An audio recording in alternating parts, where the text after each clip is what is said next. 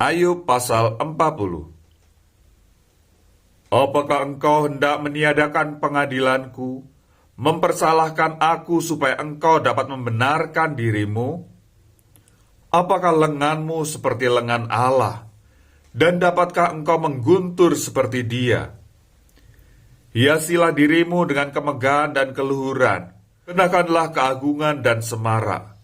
Luapkanlah marahmu yang bergelora, amat-amatilah setiap orang yang congkak dan rendahkanlah dia. Amat-amatilah setiap orang yang congkak, tundukkanlah dia, dan hancurkanlah orang-orang fasik di tempatnya. Pendamlah mereka bersama-sama dalam debu, kurunglah mereka di tempat yang tersembunyi. Maka aku pun akan memuji engkau, karena tangan kananmu memberi engkau kemenangan. Perhatikanlah kuda Nil, yang telah kubuat seperti juga engkau. Ia makan rumput seperti lembu.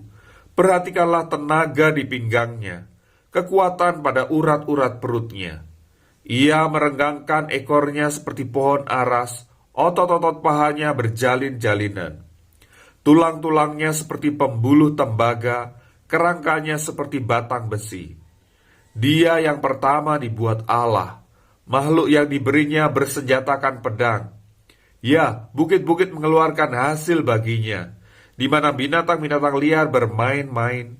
Di bawah tumbuhan teratai ia menderum, tersembunyi dalam gelagah dan paya. Tumbuhan-tumbuhan teratai menaungi dia dengan bayang-bayangnya. Pohon-pohon gandarusa mengelilinginya. Sesungguhnya, biarpun sungai sangat kuat arusnya, ia tidak gentar. Ia tetap tenang, biarpun sungai Yordan meluap melanda mulutnya. Dapatkah orang menangkap dia dari muka, mencocok hidungnya dengan keluan? Dapatkah engkau menarik buaya dengan kail, atau mengimpit lidahnya dengan tali? Dapatkah engkau mengenakan tali rotan pada hidungnya, mencocok rahangnya dengan kaitan?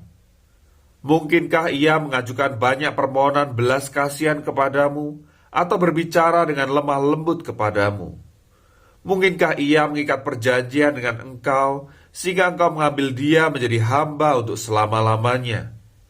Dapatkah engkau bermain-main dengan dia seperti dengan burung, dan mengikat dia untuk anak-anakmu perempuan? Mungkinkah kawan-kawan nelayan memperdagangkan dia, atau membagi-bagikan dia di antara pedagang-pedagang? Dapatkah engkau menusuki kulitnya dengan serampang, dan kepalanya dengan tempuling? Letakkan tanganmu ke atasnya. Ingatlah pertarungannya, engkau tak akan melakukannya lagi. Sesungguhnya harapanmu hampa. Baru saja melihat dia, orang sudah terbanting. Orang yang nekat pun tak akan berani membangkitkan marahnya. Siapakah yang dapat bertahan di hadapan aku? Siapakah yang menghadapi aku, yang kubiarkan tetap selamat? Apa yang ada di seluruh kolong langit adalah kepunyaanku. Aku tidak akan berdiam diri tentang anggota-anggota badannya, tentang keperkasaannya dan perawakannya yang tampan. Siapakah dapat menyingkapkan pakaian luarnya? Baju sirahnya yang berlapis dua, siapakah dapat menembusnya? Siapa dapat membuka pintu moncongnya? Di sekeliling giginya ada kengerian. Punggungnya adalah perisai-perisai yang bersusun, terlekat rapat seperti meterai. Rapat hubungannya dengan satu dengan yang lain, sehingga angin tidak dapat masuk.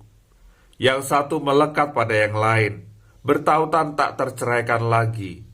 Bersinnya menyinarkan cahaya, matanya laksana merekahnya fajar.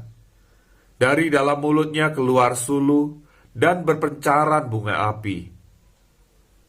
Dari dalam lubang hidungnya mengepul uap, bagaikan dari dalam belanga yang mendidih dan menggelegak isinya. Nafasnya menyalakan bara, dan nyala api keluar dari dalam mulutnya. Di dalam tengkuknya ada kekuatan, ketakutan berlompatan di hadapannya. Daging gelambirnya berlekatan, melekat padanya tidak bergerak. Hatinya keras seperti batu kilangan bawah. Bila ia bangkit, maka semua yang berkuasa menjadi gentar, menjadi bingung karena ketakutan. Bila ia diserang dengan pedang, ia tidak mempan. Demikian juga dengan tombak, seligi atau lembing. Besi dirasanya seperti jerami, tembaga seperti kayu lapuk. Anak panah tidak dapat menghalau dia. Batu umpan seolah-olah berubah padanya menjadi jerami. Gada dianggapnya jerami, dan ia menertawakan desingan lembing. Pada bagian bawahnya ada tembikar yang runcing. Ia membujur di atas lumpur seperti pengeretan pengirik. Lubuk dibuatnya berbual-bual seperti periuk. Laut dijadikannya tempat memasak campuran rempah-rempah. Ia meninggalkan jejak yang bercahaya, sehingga samudera raya disangka orang rambut putih. Tidak ada taranya di bumi, itulah makhluk yang tidak mengenal takut. Segala yang tinggi takut padanya, ia adalah raja atas segala binatang yang ganas. Maka jawab Ayub kepada Tuhan, "Aku tahu bahwa Engkau sanggup melakukan segala sesuatu dan tidak ada rencanamu yang gagal. Firman-Mu, siapakah dia yang menyelubungi keputusan tanpa pengetahuan? Itulah sebabnya tanpa pengertian aku telah bercerita tentang hal-hal yang sangat ajaib bagiku dan yang tidak ku ketahui. Firman-Mu, dengarlah, maka akulah yang akan berfirman. Aku akan menanyai Engkau supaya Engkau memberitahu aku. Hanya dari kata orang saja aku mendengar tentang Engkau, tetapi sekarang mataku sendiri memandang Engkau. Oleh sebab itu aku mencabut perkataanku, dan dengan menyesal aku duduk dalam debu dan abu." Setelah Tuhan mengucapkan firman itu kepada Ayub, maka firman Tuhan kepada Elifas orang Teman, "Murkaku menyala terhadap engkau dan terhadap kedua sahabatmu, karena kamu tidak berkata benar tentang aku seperti hambaku Ayub. Oleh sebab itu, ambillah 7 ekor lembu jantan dan 7 ekor domba jantan dan pergilah kepada hambaku Ayub, lalu persembahkanlah semuanya itu sebagai korban bakaran untuk dirimu, dan baiklah hambaku Ayub meminta doa untuk kamu, karena hanya permintaannya lah yang akan kuterima, supaya aku tidak melakukan aniaya terhadap kamu. Sebab kamu tidak berkata benar tentang aku seperti hambaku Ayub."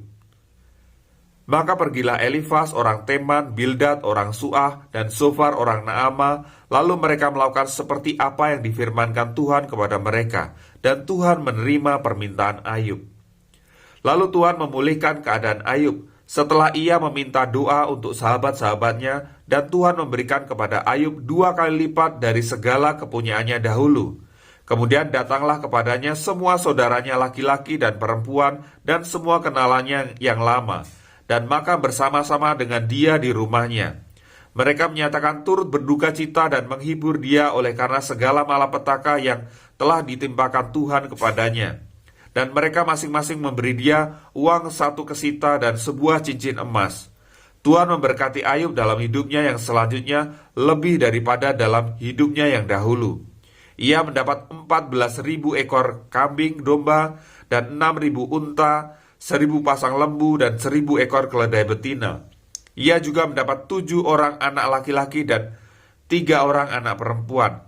Dan anak perempuan yang pertama diberinya nama Yemima, yang kedua Kezia, dan yang ketiga Karen Hapuk. Di seluruh negeri tidak terdapat perempuan yang secantik anak-anak Ayub, dan mereka diberi ayahnya milik pusaka di tengah-tengah saudara-saudaranya laki-laki. Sesudah itu Ayub masih hidup 140 tahun lamanya. Ia melihat anak-anaknya dan cucu-cucunya sampai keturunan yang keempat. Maka matilah Ayub tua dan lanjut umur. Demikian pembacaan kita hari ke-38 yang terambil dari Mazmur pasal 18 ayat 43 sampai dengan 51, Matius 25 ayat 14 sampai dengan 46, Ayub pasal 40 ayat 3 sampai dengan 24, Ayub pasal 41, dan Ayub pasal 42. Sampai jumpa besok, Tuhan Yesus memberkati.